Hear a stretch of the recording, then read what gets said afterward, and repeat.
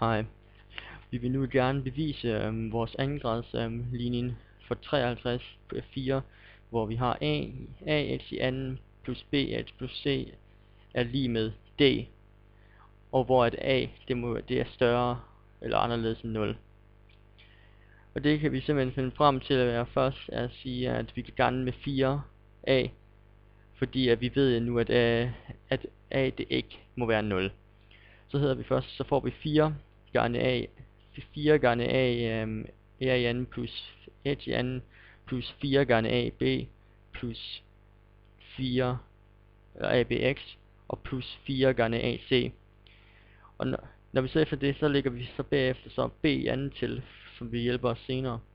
Så får vi simpelthen, så har vi 4a i anden h i anden plus 4ab i anden, eller 4ab plus b i anden, og så trækker vi det fra igen, minus b i anden, og så plusser vi 4ac.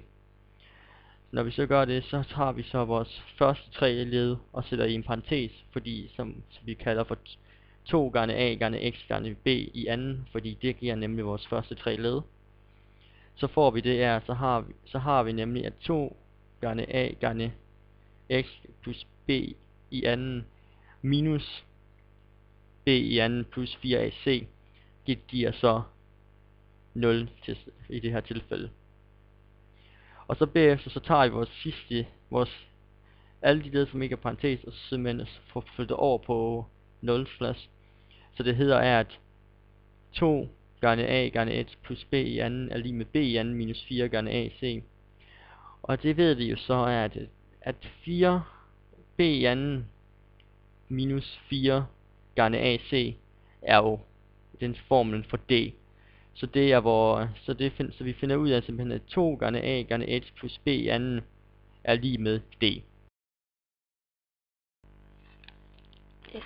Hvis det er lig med 0, er det en løsning. Vi har i en parentes 2ax plus b, hvor opløst i anden lig med 0. For første vi skal gøre det, vi skal fjerne i anden. For at fjerne i anden, vi bruger kvadratrod, hvor der er kvadratrod i parentes 2ax plus b i anden lige med kvadratrod i 0, fordi vi skal trække på begge sider. Og så har vi tilbage 2ax plus b lige med 0. Næste træk, det skal vi gøre, skal vi fjerne b på begge sider.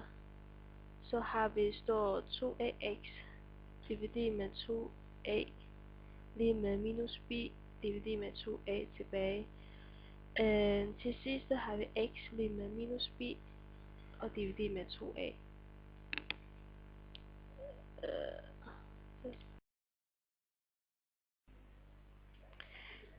Hvis d er større end 0, er der to løsninger. Du har en parentes for 2ax plus b er inde i, som er opløftet i anden er lig med d. Så tager du kvadratroden af parentesen opløftet i anden for at fjerne i anden. Det gør du også på den anden side, så det vil sige, at du har plus minus kvadratroden af d, fordi at kvadratroden af d både kan være plus og minus. Når du har gjort det, så har du opløftet kvadratroden. Det vil sige, tilbage har du 2ax plus b er lig med plus minus kvadratroden af d.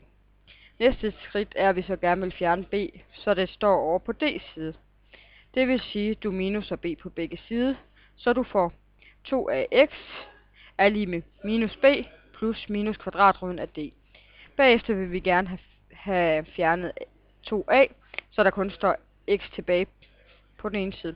Det gør vi med at dividere med 2a, så derfor det gør vi på begge sider, så 2a x divideret med 2a er lig med minus b plus minus kvadratroden af d er lig med, om igen er divideret med 2a, hvilket giver x er lig med minus b plus minus kvadratroden af d divideret med 2a. Og når det kan være plus minus, er der to løsninger for enten en plus d eller en minus kvadratroden af d.